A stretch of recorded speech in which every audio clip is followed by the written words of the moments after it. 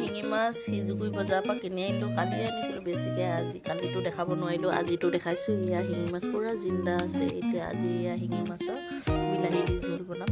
এয়া আপোনালোকক আজি ভিডিঅ'টো এইখিনি ধুনীয়াকৈ মই বাছি ল'লোঁ। এয়া দেখিছে নহয়, মায়ে বাচিলে। আৰু এইখিনি মটৰ, আলু, এয়া কেঁচা জলকীয়া, পিঁয়াজ আৰু মই বিলাহী 3টামান কাটি লৈছোঁ। আজি এনেকৈ শিঙি মাছ বিলাহী দি আৰু মটৰ দি বনাইছোঁ। এইটো কেৰাহীতে বনাই দিছোঁ। ইয়াত আমি তেল দি দিছোঁ, মিঠাতেল আপোনাৰ, আৰু ইয়াতে 1 চামুচ হালধি। এতিয়া মাছখিনি মই ধুনীয়াকৈ ইয়াতে ফ্ৰাই কৰি ল'ম, গোটেই মাছখিনি। এয়া এতিয়া মই শিঙি মাছখিনি দি দিছোঁ।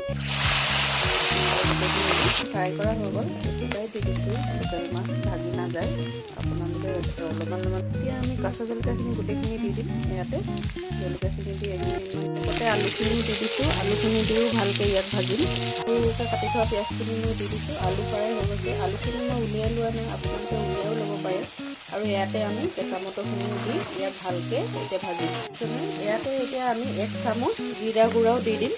জিৰা গুড়াখিনি দিয়াৰ পিছত 1 চামুচ মই ইয়াতে শুকান জলকীয়া গুড়িও দিম। আপোনালোকে দিবও পাৰে, নিদিবও পাৰে, আপোনালোকে নিজৰ আন্দাজমতে দিব। এনেই কেঁচা জলকীয়াটো বনালে বৰ সোৱাদ লাগে। লোকেল মাছ যেনেকৈ বনালেও সোৱাদ লাগে। তেনেকৈ ভালকৈ ইয়াত ভাজি ল'ব। 2 মিনিটমান ভজাৰ পিছত বিলাহীখিনি দি, বিলাহীখিনিটো আমি এতিয়া 10-15 মিনিট ভালকৈ ইয়াত নগলালৈকে ভালকৈ ভাজিম। আৰু ঢাকন দিও ভাজিম, ভাজি ল'ব। একদম ভালকৈ ভাজি ল'ব, তেতিয়াহে ভাল লাগে। গোটেই মছলাখিনি ধুনীয়াকৈ ভালকৈ সিজিব। আপোনালোকে নিজৰ আন্দাজমতে পানীটো দিব।